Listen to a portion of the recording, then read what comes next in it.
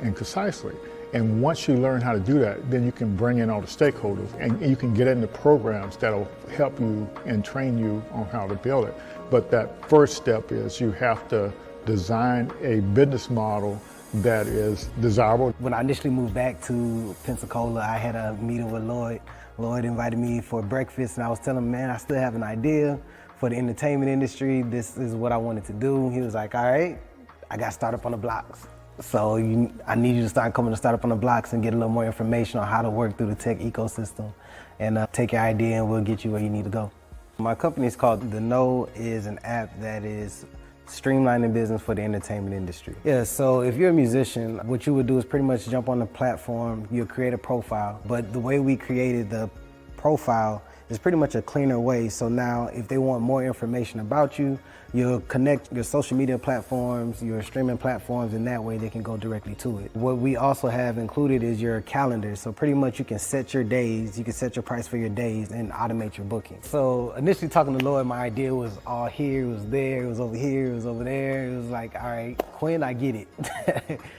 You got a lot that you want to do, but we need you to bring it in just a little bit and then work on your pitch, your story, and how you're going to bring it full circle to get people to understand what you're trying to create.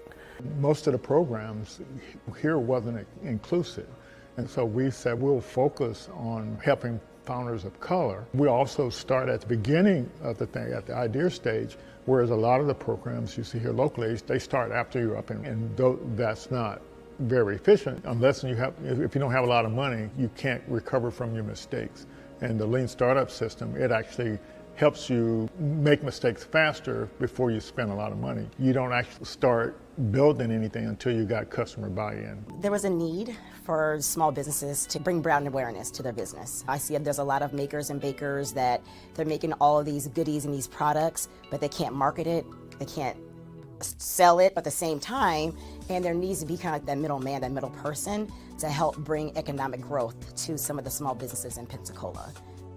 So Taste of Pensacola, I came up with that idea during the pandemic when I saw things at that time that Amazon couldn't fulfill. They didn't even have those products, but the local people in the community, they did. And so there was a ton of people coming out saying, hey, I make masks. I'm like, wow, this is amazing. All the local people here that are just as talented that can actually make those products. And so I wanted to kind of showcase who they were. So with Taste of Pensacola, our income streams, we have several of them. We have the corporate America, we do corporate gifting, just regular consumers, different Pensacola natives that don't live here that want to purchase our boxes, like a taste of weddings, distribution. So we also do bulk sales. So for a private airline, if they want some local snacks and goodies on their passenger flights, they will come to Taste of Pensacola and we will source their vendors here locally. And we'll give a small business owner an opportunity to have reoccurring monthly sales. I've always had a really big vision for Taste of Pensacola. I knew that it could go beyond just local. I know that maybe other communities could possibly use the same platform that I'm trying to build.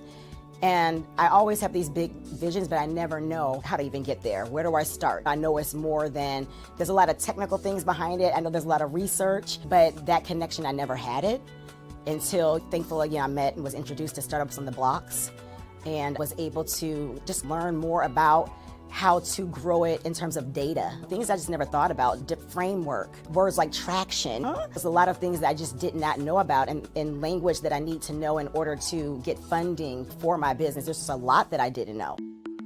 I would go to the stores and look online. They didn't have a wide variety of natural hair products about 8 years ago. And the ones that they did have, the ingredients, it would say that they were all natural. And when I would research the ingredients, a lot of the ingredients were not natural. I make everything, my shampoo, conditioner, I have an oil that I make, and I have 2 different separate butters. Like I had some people who were completely bald and grew their hair. It's about giving women their confidence back in their hair. I have this salon and I have a second salon, and I have my products in about 5 beauty supply stores. So I need a manufacturer to keep up with the demand at this point. Startup on the Blocks has helped my business grow. Send me to different people. I'm able to do different pitch competitions to apply for grants in the community for small businesses. Lloyd's a really good person to connect with. He has a lot of resources here in the community that can help small businesses grow. If you have a product out there and you're trying to go big time, he's the person that you would want to meet with. So it's really important to have some type of support because 9 times out of 10, most founders start out on their own. And to have somebody that has an idea of how the ecosystem works and is able to tap into other resources and bring back to the community, and that pretty much has encountered some of the roadblocks or going through the same roadblocks that we're currently going through and understands where you're at, your culture and how you respond to things, is a big help because you don't really have too many people that have access to what we have access to here in the community. And a lot of people believe that you have to leave and go to bigger cities to do the things that we're doing here. But I mean, it's one thing to have exposure, but you have to actually know it's here in the community in order to take advantage of the resources. So I get approached and I talk to friends all the time that wants to either start an idea or hear that I'm actually doing the app and wants to know more information about how are you doing it or what's the process, what's the path. I'm like, man, we have somebody here, Startup on the Blocks, Lloyd Richard. And Lloyd is here, he's a great resource to the community and to founders that's trying to learn the ecosystem. So join Startup on the Blocks. Yes, yes. How's everybody today? Happy Thursday. We're here for another Startup Founder Best Practices. I'm glad to have you all here. Please share this streaming on your social media channels, and so we can get some more founders with some great information. So it's been pretty busy the last 2 or 3 weeks with conferences and stuff, and speaking engagements. But been learning a lot from just sharing. And tonight we're as a result of what I've been hearing out there, being on panels and over the past year and a half, actually, and so I finally decided I may want to set the record straight on some of the stuff about AIs and how you and founders can actually use it. And so tonight I just see the best way to say this. I'll just share my screen here because I got I got a thing here that let's see, to our window, and we can get to the bottom of this. Yeah. So what I hear a lot of time this people say, yeah, I can't do that. I even remember last year I went to a conference and one of the topics was AI and project management. But when I got to the event, the guys already just said, AI can't do this, AI can't do that. And it's sort of, I say it might be better to my knowledge, AI can't do that, or maybe AI can't do that yet. And so tonight we're going to distill that down a little bit, so to kind of show you where the opportunities in that. So, but because there are a lot of things you can do with AI and things you can do personally that can really have a big impact. So I want to talk about that tonight. Yes. Okay, so let's go here. So I want to give a quick shout out to the folks we've been partnering with in the past and still partnering with, and just trying to create an opportunity for people with ideas and want to learn the best practices for building a startup. And so we don't care if you're doing a nonprofit, a mom and pop shop, or doing the scalable business model. But our job is to teach you how to do the scalable business model. And once you really understand that, you might say, well, if I can do, if it's going to take the same amount of effort and I can do a lot better with the scalable business model, why would I just want to do the business model that doesn't scale? But everybody has their own preference, and I don't have a problem with that. But these organizations and companies that you see on here, they played an instrumental role in helping us help founders learn about these things. I just want to make sure we recognize them. And so these folks here, they help us pay the bills. And so we appreciate that support, and also some of them we partner with as well. And through their support, we can offer these different training platforms, and they each have their own unique things that way that they can actually help founders. And so uh, so I say take the best out of all of them, and try to move forward. And we use Lean Stack as the foundation, because that's where you building a model, a business model, or business planning.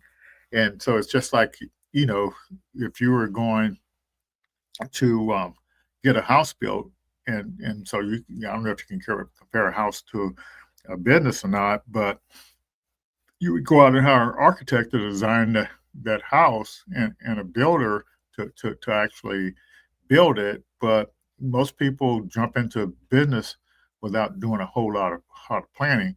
But this Lean Stack is the kind of a way you can actually design your business and get it on a good foundation, so it'll last a long time.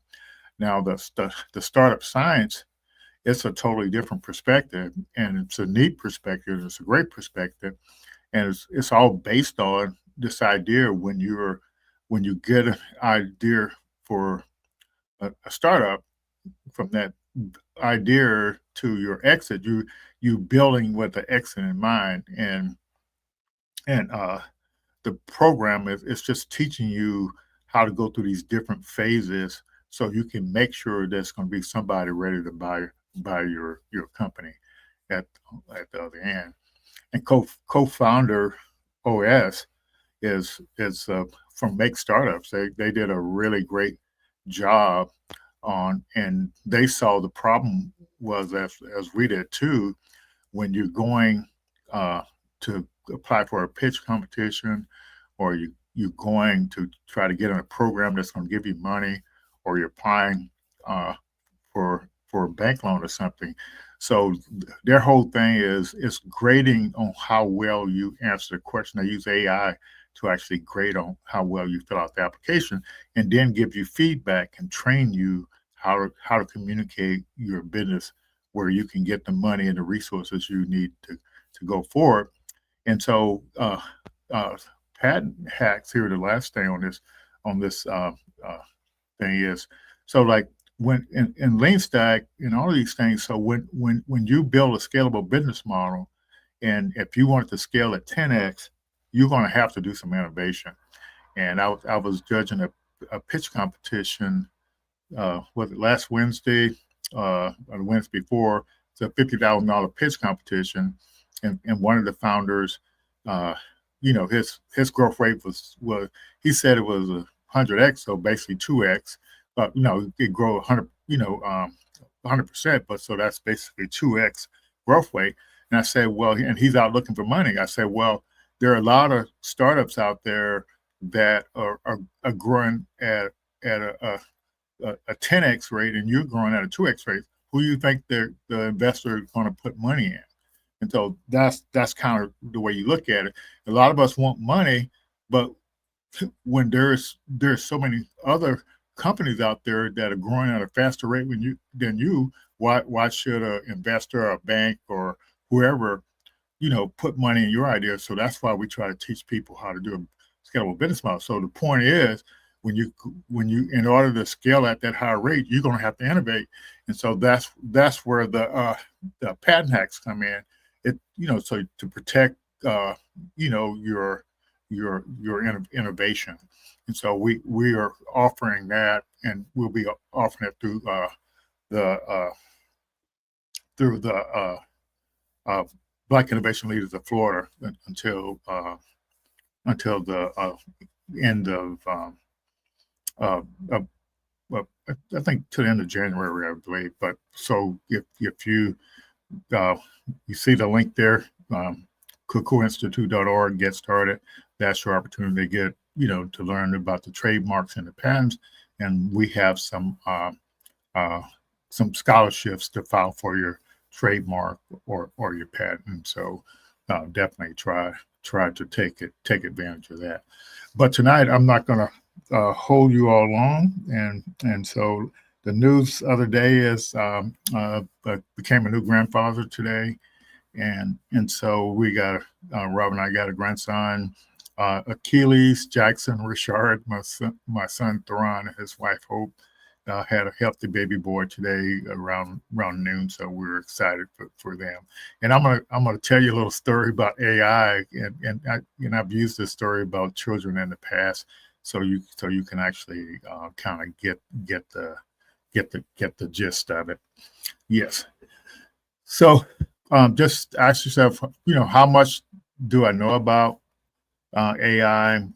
How much do I know what it's capable of doing? And so today we're going back to this idea of, like I said earlier, when I'm out and about, and even in some of the recent things over the past weekend, I heard the term AI can't do that. And so, I always say it's a better way to say is maybe it can't do that yet.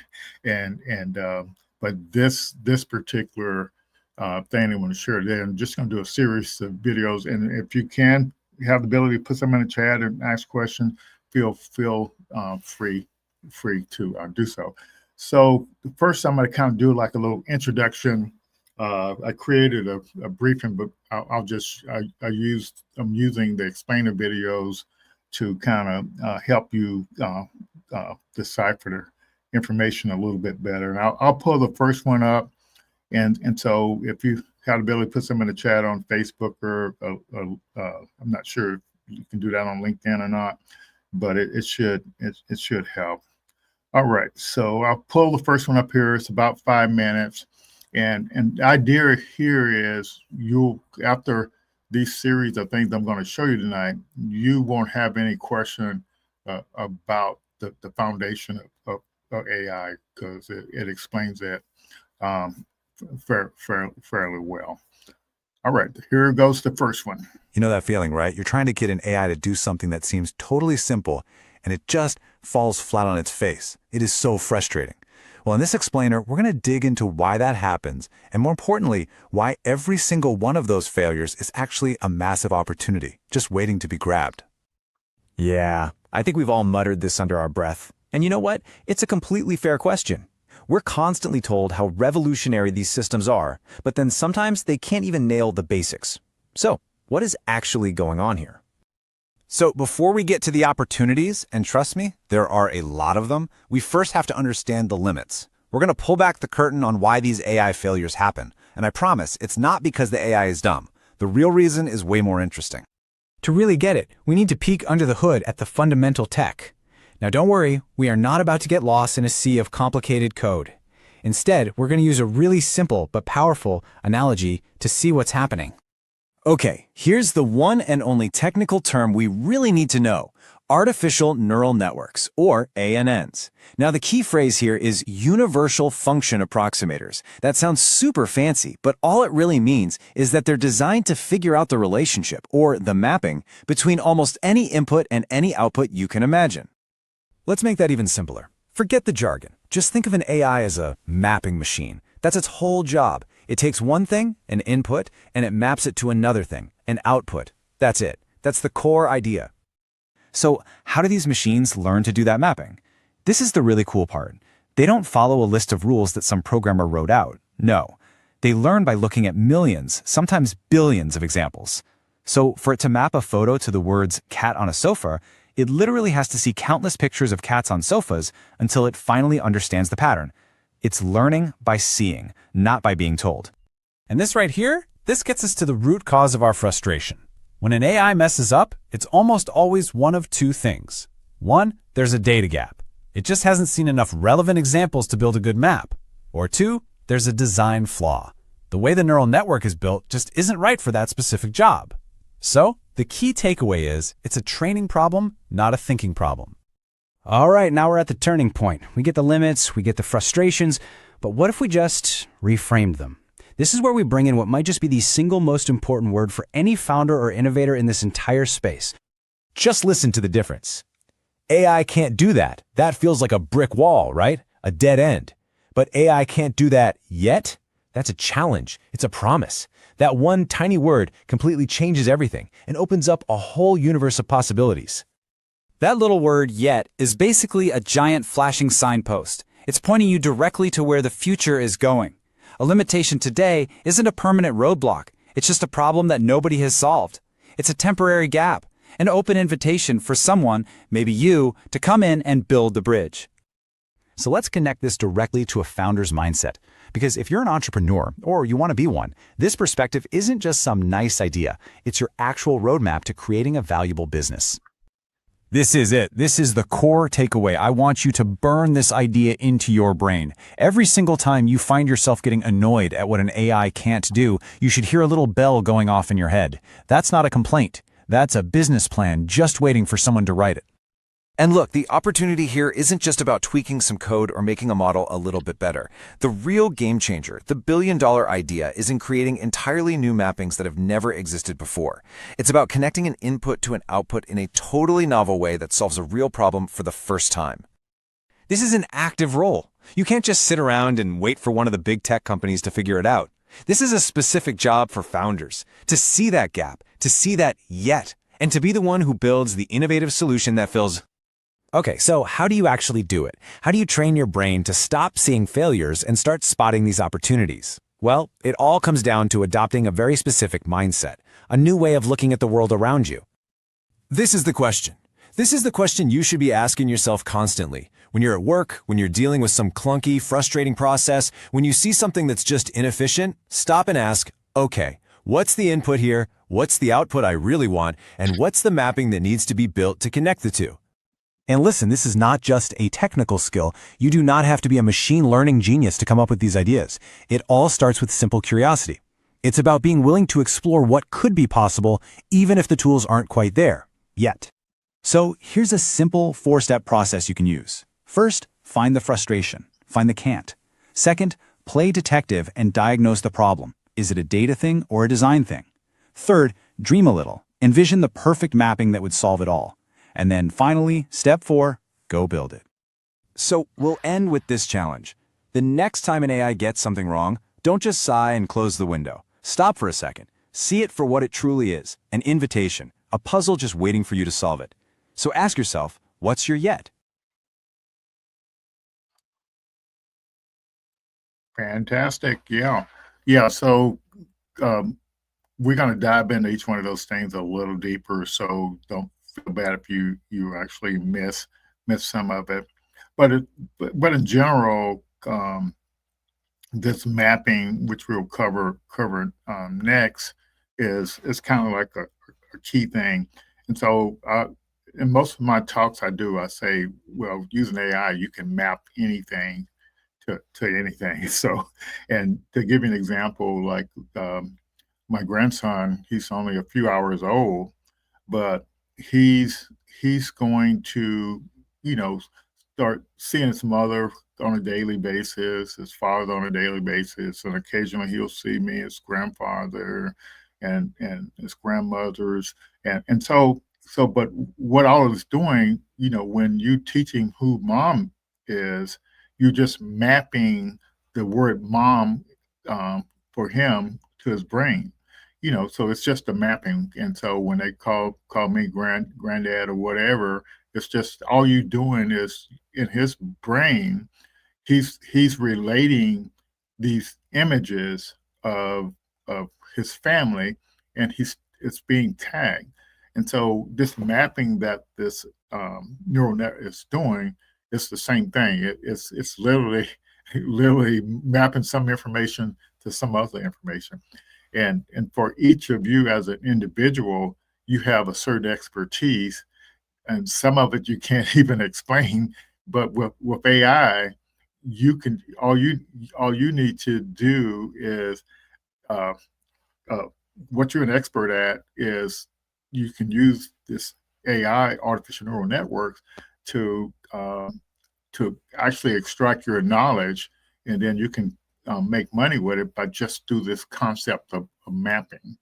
So when, like, if you know, if you're an expert in gardening, you can look at a plant or whatever and say what's all wrong with it.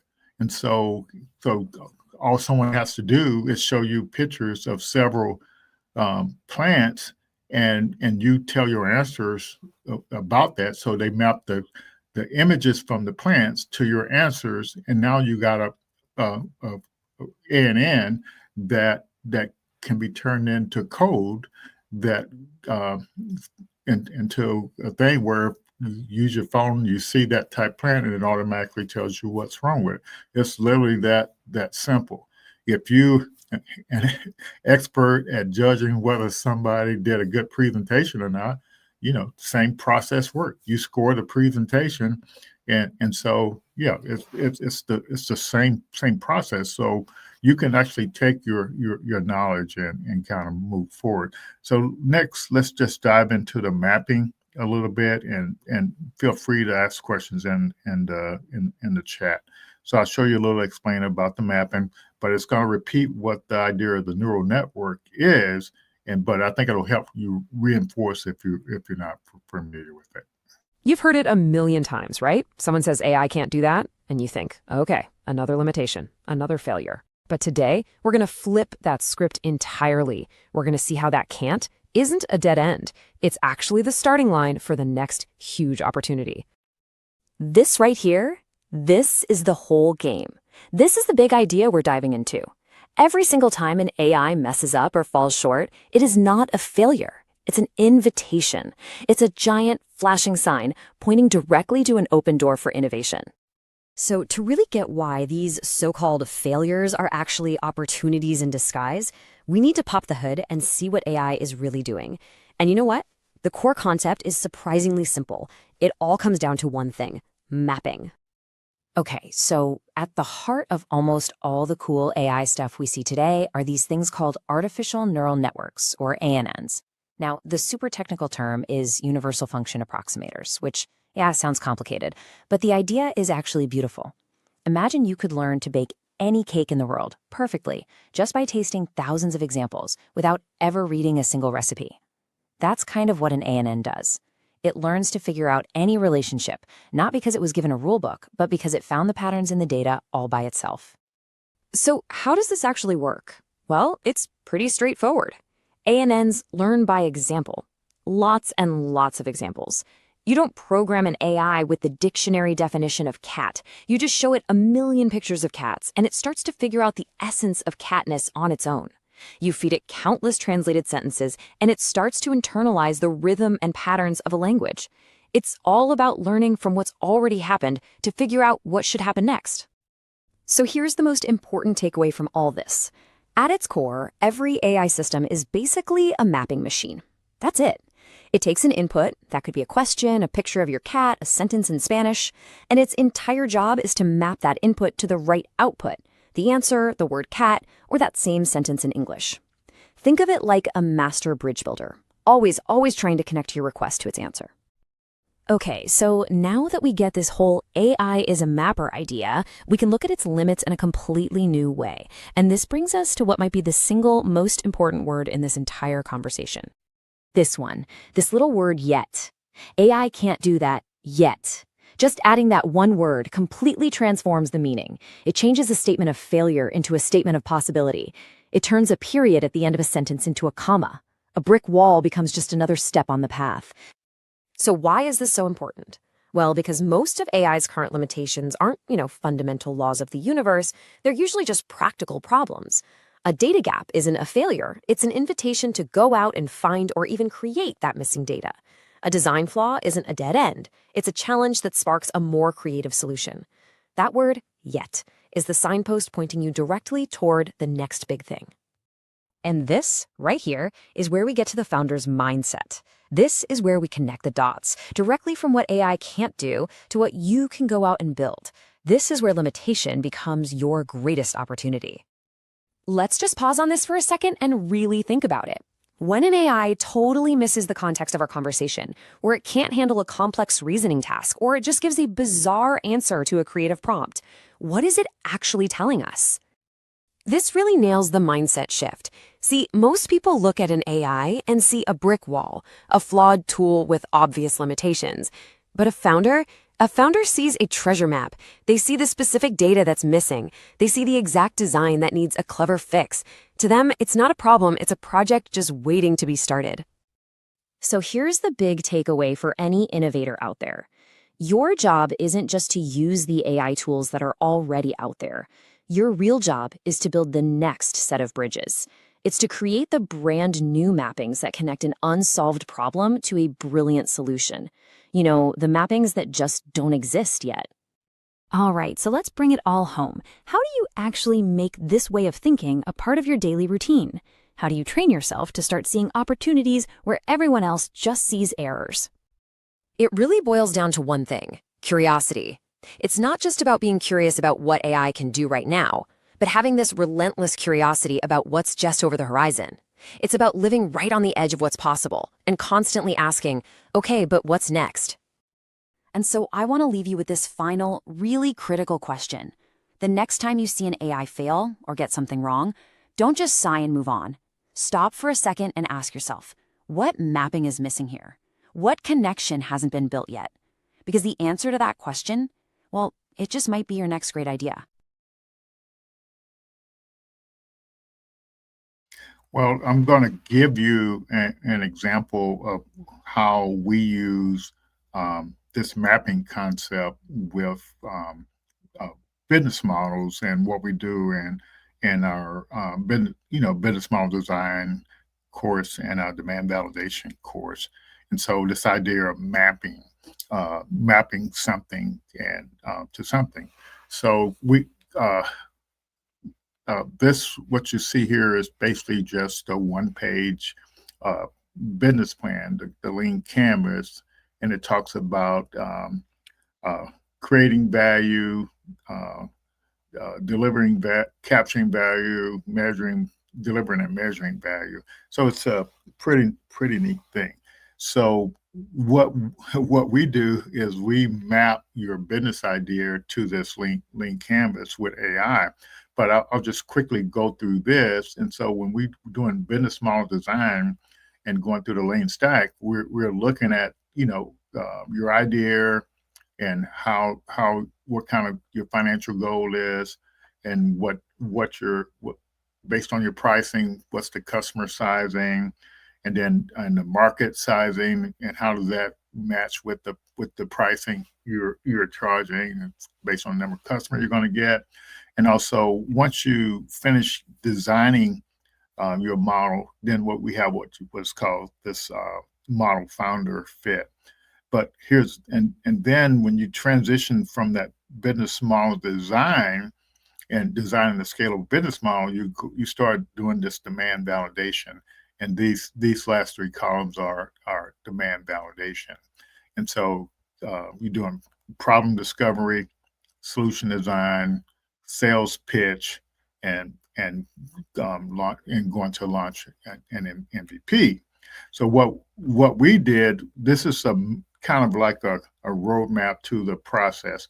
You kind of do this thing first. You have your big idea. You break it up into customer segments or variants. Then you do stress testing for desirability. What each of these customer segments want, what you got based on the customer segment, the problem they have, and what they're currently using to solve that problem, and how much value you can bring to them. And then the viability is based on your pricing model and your metrics and your goal. And same thing with stress testing for feasibility.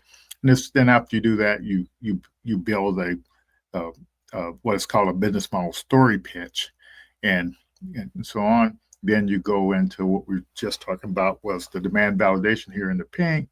And so what we did was we decided to map your business idea and take it through this whole process with one prompt. And so let me see if I can get to that. Yeah, and so first we started out with this business idea prompt, and we identified, the first thing we did, identify the stakeholders. And you might say, well, why do you want to identify the stakeholders? So me being a, a, a former researcher at the Air Force Research Lab, you have to know everybody, what's the state of the art of what's going on in your field or whatever your technology you're building. In this case, you're going into business.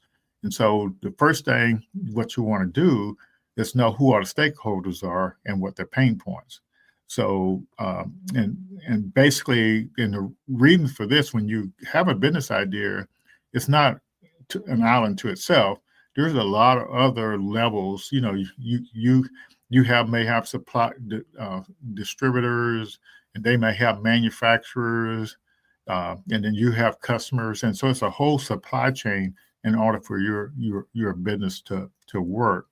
My daughter and her husband is in the you know, they make car keys over in Africa for the new cars, and so they have there's a manufacturer in that supply chain, there's a distributor, and then they're kind of like a vendor, and then they have customers. And so that's the first thing you want to do, is to identify all their pain points, because when you're solving the pain points for your customer, you may also have a way to solve the pain points for other people in that supply chain, and that's where it breaks opportunity.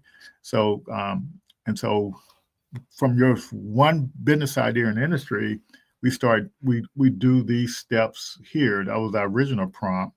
And then now here's the stress testing part of what you saw. We used AI to do the stress testing. And then now we use this 27-step prompt. And in addition to going through from left to right through the pink, it's also doing the marketing strategy. So what happens is when you give put your business idea in the prompt and the industry, it generates all these artifacts all the way through here.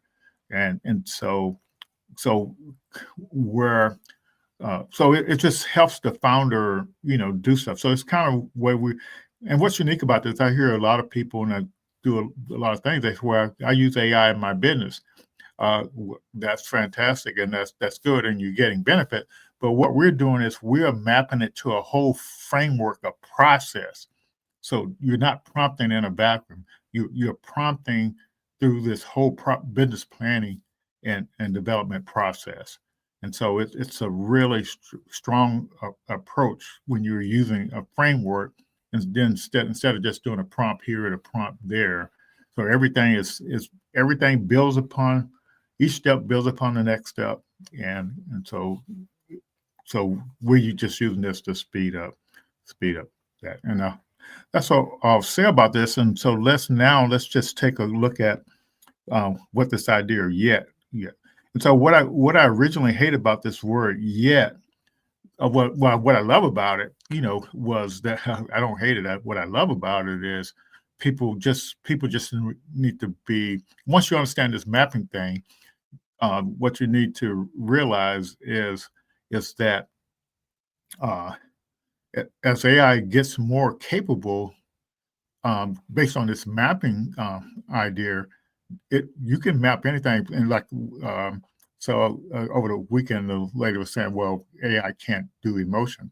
When I worked for the government, we were using AI to determine people's emotion, like over 20 years ago. I've been retired like 12 years, and way before I retired, all you're doing is just mapping expressions, emotions, and to you know, to like the word like sad. You map that to short a lot of things that are sad, but it's the same thing as all these sentiment things. So yeah, and so you just have to be careful when you say AI can't do something. Just it's safer to say I don't, based on what I know, it can't do that. But you know what I'm telling you, you can map anything to anything, and everything in our world is patterns.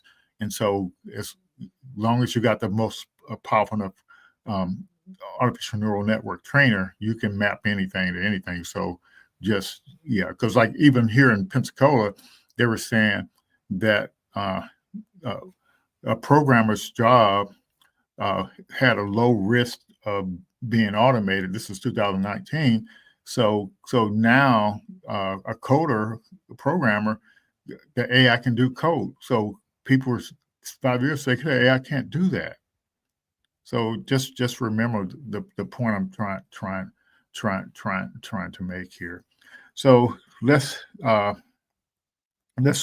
dig into this yet part for a few minutes here. Hey everyone, so we've all heard someone say it, right? Oh, AI could never do that. But what if that's the completely wrong way to look at it? Today, we're going to flip that idea on its head and see AI's limitations not as roadblocks, but as a genuine, bona fide roadmap for innovation. So let's just kick things off with this one big question. What if every single time you see an AI mess up, you're not actually seeing a flaw, you're getting an invitation? You're seeing an opportunity that's just sitting there, waiting for someone to grab it. That's the big idea we're going to unpack. All right, so to spot these opportunities, we have to get back to basics. We need to understand what AI at its core really does. And you can forget all the crazy sci-fi stuff. At its heart, AI is what we're going to call a mapping machine. And trust me, getting this one concept is the key to everything else. Okay, I know this sounds super technical, but the idea behind it is actually pretty simple. Artificial neural networks, which are basically the engines driving most modern AI, are what's known as universal function approximators. All that means is, instead of being programmed with a bunch of strict hard-coded rules, they learn by just seeing millions of examples and figuring out the patterns for themselves. Now, the key word here is universal. What that really means is that if you give a neural network enough of the right data, it can theoretically learn to approximate any pattern. It's just learning how to connect the dots, how to get from some kind of input to the right output, even when that connection is ridiculously complex. It's all about learning to generalize. And this right here is the perfect way to think about it.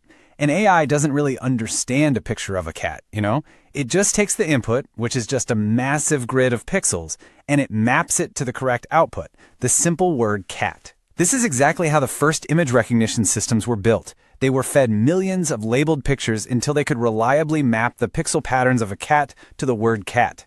It's just a very, very sophisticated mapping machine. So now that we're thinking of AI as this mapping machine, you can start to see why its current limits aren't really permanent walls. And that brings us to maybe the single most important word in this whole conversation. Right? We hear the first part of that sentence all the time.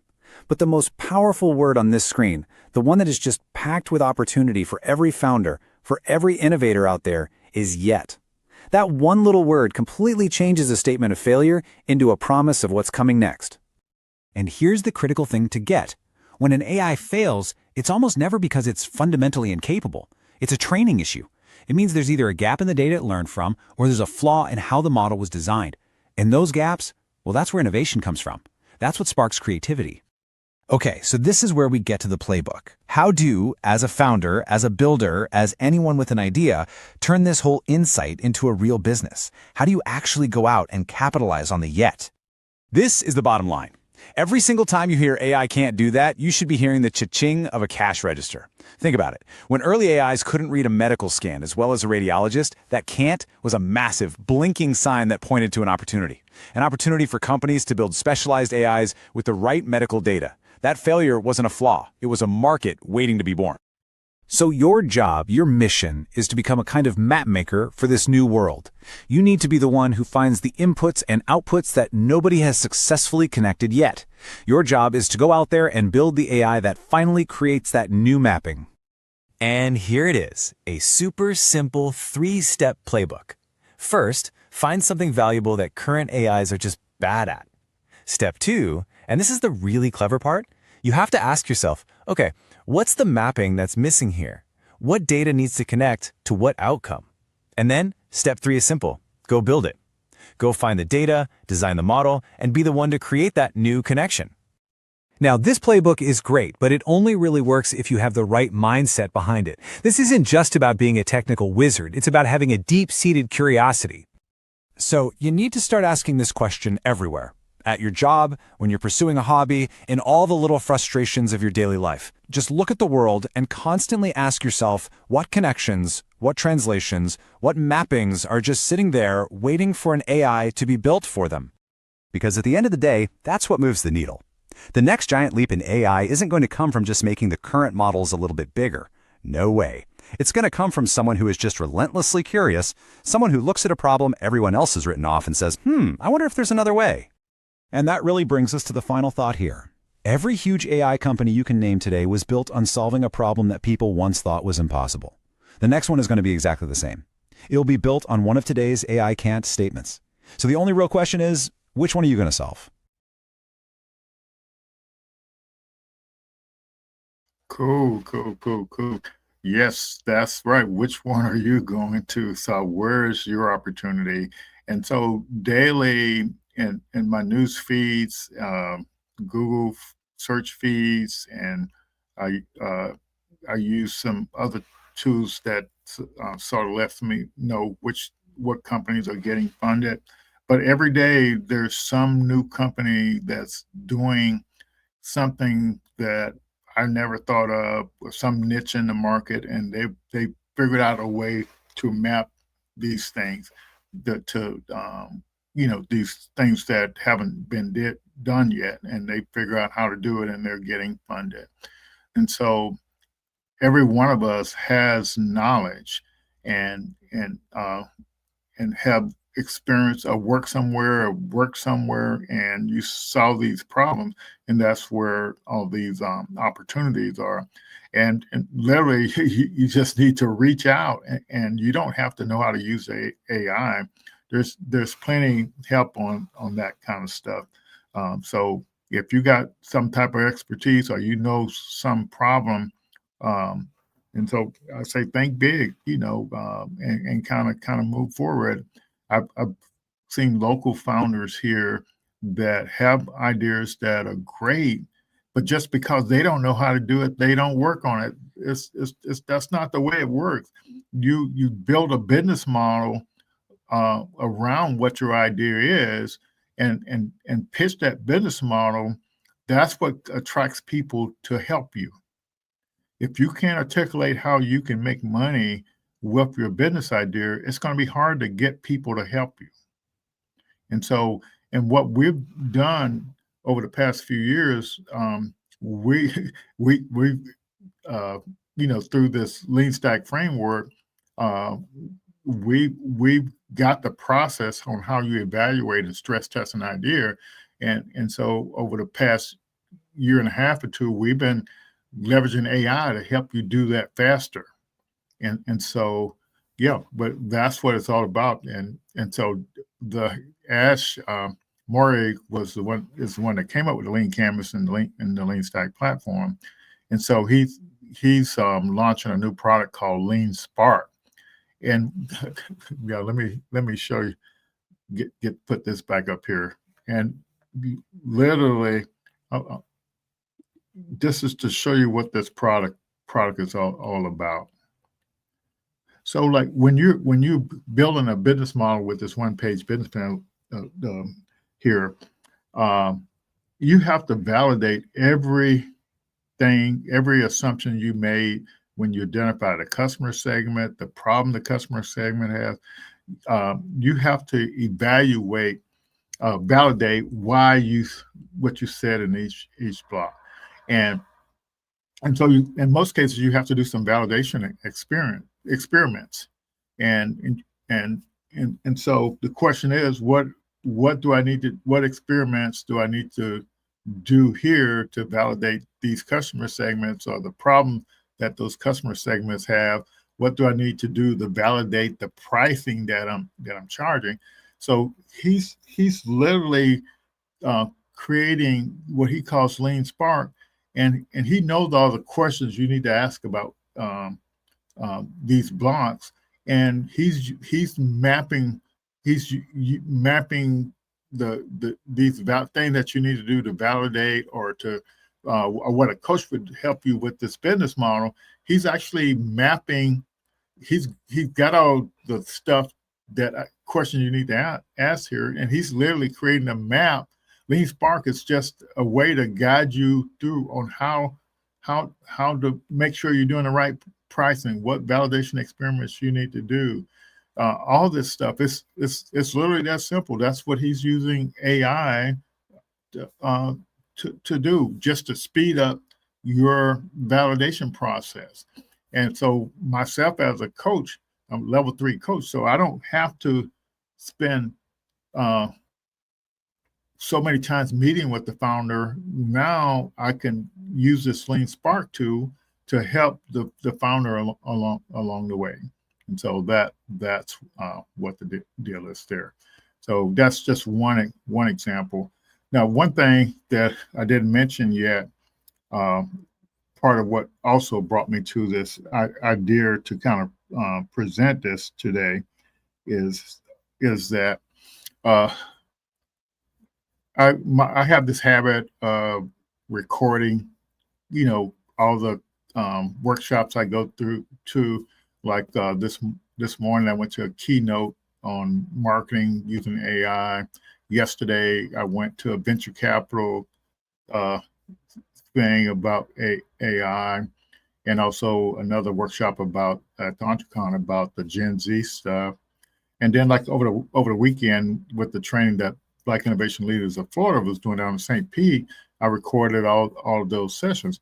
But I never read any of the transcripts from those things. What I do, I take the transcript and run this prompt, where just a simple prompt, and just say, what are the key takeaways and what are the insights from those key takeaways, and how can I, in what we're doing here at the Kukui Institute, what action can we take from the takeaways? And so one of the actions from the workshop this weekend down in St. Pete was this idea about this AI can't do this, and so the takeaway for me was that I'm working with founders, and I know this idea about can't do it yet. And so what can I do to help founders understand this? So from that one thing, the speaker may have said that wasn't totally correct. It was partially correct, but wasn't totally correct. So the takeaway from that for me was that I need to explain to people what this artificial neural networks are, and so they can see the opportunity in it, and because otherwise you're being misled to think that that you're safe or whatever. But what this idea is that you have an opportunity and you need to take advantage of the opportunity. So that's what that prompt does. And believe it or not, that's just adding, takeaways, insights, and actions for you as a founder.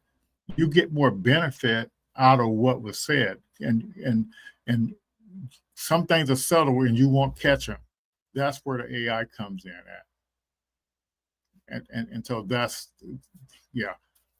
So that and the AI generates that in a matter of seconds, and so that and so these takeaways and insights, that's what these little short videos I'm showing you. I dump those insights, takeaways from insight, and let create a little explainer video just to help you as a founder. And so I'll show this last one, and it's basically what this is. It's actually the takeaway that what a founder should do based on this insight. So let me go ahead and show that. You've heard it a million times, right? Oh, AI can't do that. It's usually said like it's the end of the story. But what if the most important part of that sentence isn't what's said, but what's left out?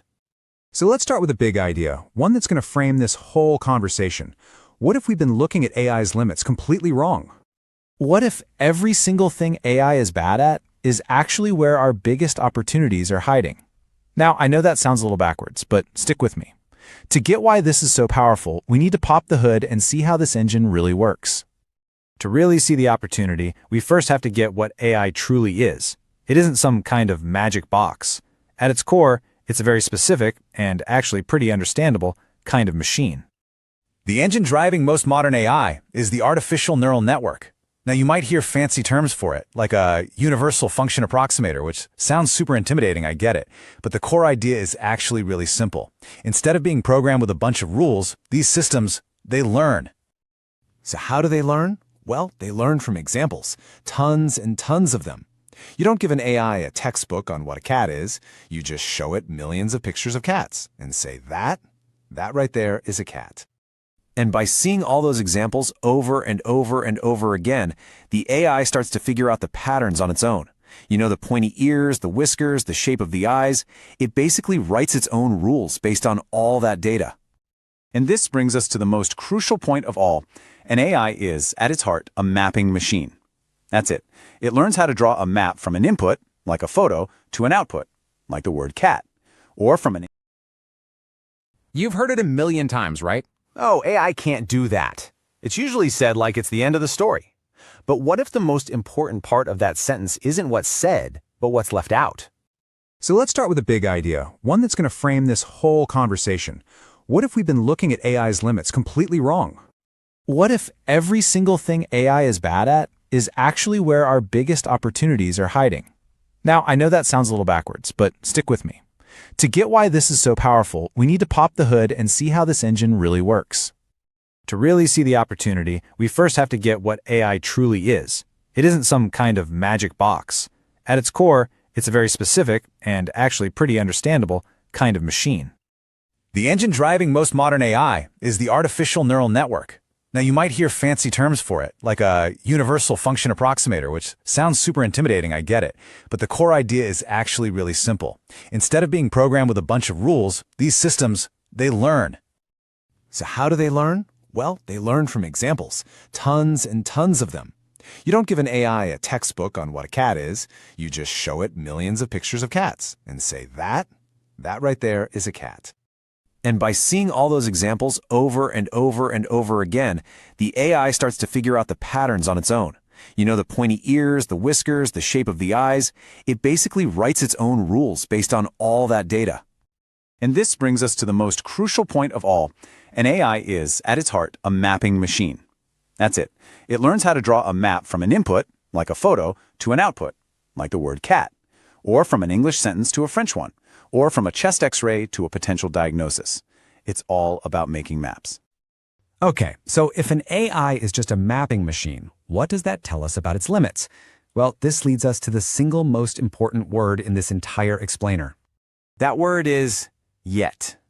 Every time someone says, AI can't do that, there's a silent, invisible word at the end of that sentence. And that word is yet. And inside that one little word is all the potential in the world. See, adding yet changes everything. A current limit isn't a brick wall anymore. It's just a training problem we haven't solved. A gap in the data isn't a failure. It's a huge flashing sign pointing toward an opportunity. A flaw in the design isn't a dead end. It's a creative challenge. Yet turns every limitation into a future possibility. This is more than just a positive mindset. It's an incredibly powerful tool, especially for founders, for creators, for anyone who wants to build something new. It's how you turn gaps into gold. And this is the core takeaway. I really want you to let this one sink in. Every single time you spot something an AI can't do, you haven't found a failure of the technology. You've found an untapped market. You've just discovered a brand new business opportunity that's waiting for someone to claim it. So that sounds great, right? But how do you actually put this into practice? Well, there's a really simple, actionable framework for turning these can'ts into real-world innovations. The process is really just 3 steps. First, find a limit. What's a valuable task that AI is currently terrible at yet? Second, you identify the gap. Why can't it do it? Is it missing the right data? Is the map from A to B just not understood yet? And third, you build the solution. You're the one who goes out, gets that data, and draws that valuable new map. So as we wrap up here, I want to leave you with a challenge, a question that I hope will help you put this entire mindset into action, maybe even today. I want you to stop asking, what can AI do? That's the old question. The far more interesting and way more valuable question is this: what mapping has yet to be developed? What amazing, valuable connection between an input and an output just doesn't exist yet, but absolutely should. Because that's where the real frontiers are. The most exciting parts of our future are still just uncharted territory. The future is unmapped. It's waiting for explorers just like you. So, go explore. I guess y'all figured out I use Notebook LM a lot, but yeah. But getting back to this idea about transcripts, we were in a workshop about a month and a half ago, and so we were having the founders do some stuff, and I saw something interesting about what one of the founders was showing me, and so she spent about a minute or so explaining to me what her approach to prompting was. So the next day, I reviewed the transcript and I said, "What is Lanika's prompting method?" And it explained what Lanika's prompting method was just from a minute or two. And so I've been using her approach, and I actually incorporated it into our business, um, the lean stack, business model design planning and demand validation planning. So I just asked ChatGPT, uh, what is my prompt approach for transcripts? So I didn't even create a GPT for this prompt approach. ChatGPT knows what the work we do with founders, and it knows what I like, how I do transcripts. And so this is what the answer it just gave me. It says your transcript prompt analysis approach, the Lanika robust discovery method applied to conversation, interviews, and transcripts.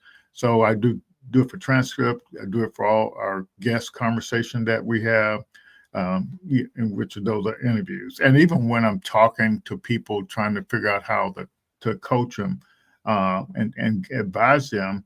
And so look how long this thing is. And so believe it or not, I could create a GPT for this and then upload the transcript. So, but I just say, well, use my prompting approach on this attached transcript, and so that's how I get my answers. So those workshops that I went to this morning and yesterday, this is the prompt that I will run on them.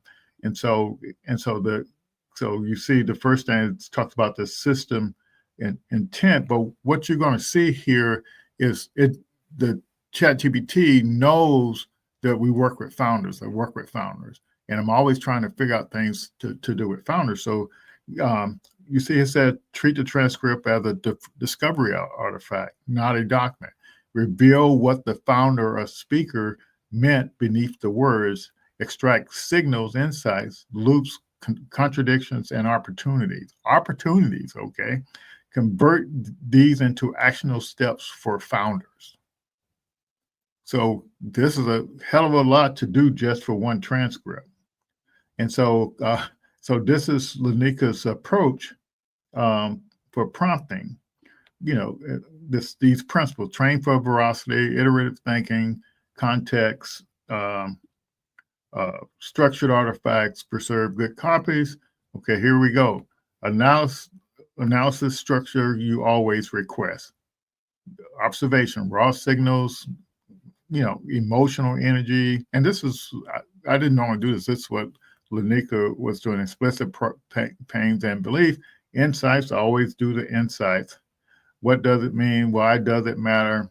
Founder behavior, what loops are operating, build, measure, learn. Because this is in the lean stack, it knows that I'm doing the lean stack. We follow that, and then it knows this. What are the patterns, breakthroughs, blind spots, hidden opportunities, founder archetype, validation signals, and noise. These are all things that I've been involved in over the past 3 years. And so it understands that's what I'm interested in. So as a matter of fact, this synthesis part, it knows that through some of the workshops and transcript, I talk about using Notebook LM to synthesize information. So it knows I'm interested in that. And so And so lately, it's after I finish analyzing some, it asks me, do I want to prompt to use in Notebook LM, to synthesize the information, because it kind of knows what we want to do. And so actions, experiments, learning goals, validation steps. And so you heard me talking about Lean Spark. And so you see a lot of this stuff is coming from that as well. And say, now look here, we're dealing with founders, so we know all the stuff we do in a lean stack: build, measure, learn, loop, story loop, customer forces loop, signal to noise, traction loop, lean sprint loop, founder loop, clarify, focus, and build. So you see how strong this just one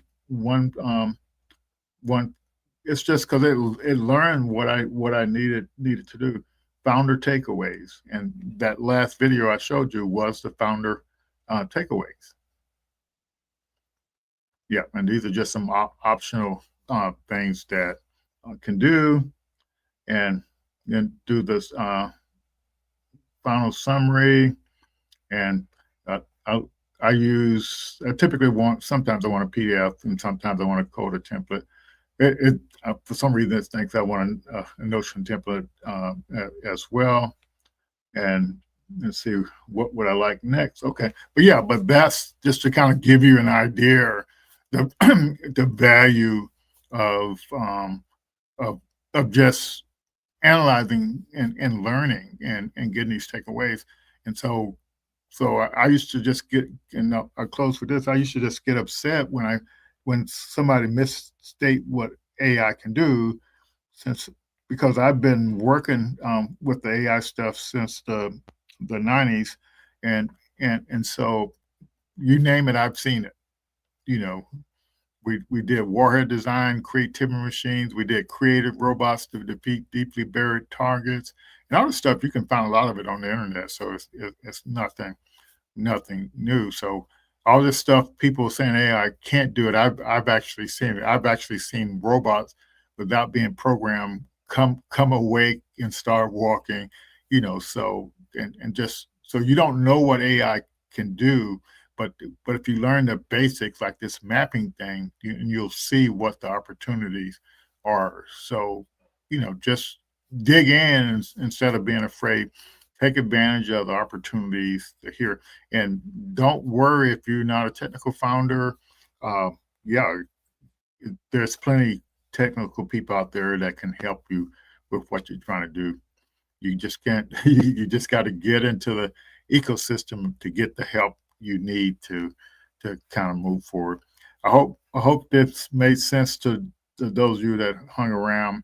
Yeah, I'm always our program, our Founders Insight program. Just go to applied.kakuainstitute.org, or just go to that Kakua Institute Get Started pages and look for our Startup on the Blocks program, and we're here to help you kind of move forward with what you're doing. Don't spend months and months. We have the processes, and we can help you move forward. Appreciate you all hanging in here with me today. We'll see you all next week, and then we get some time off for Thanksgiving. Then we have a couple sessions in December, but yeah, it's a good opportunity for everyone with AI. Jump on the bandwagon, learn the opportunities they're in, and go out there and create some wealth and value for your family, and to have a legacy. See you all next week. Take care. Bye-bye.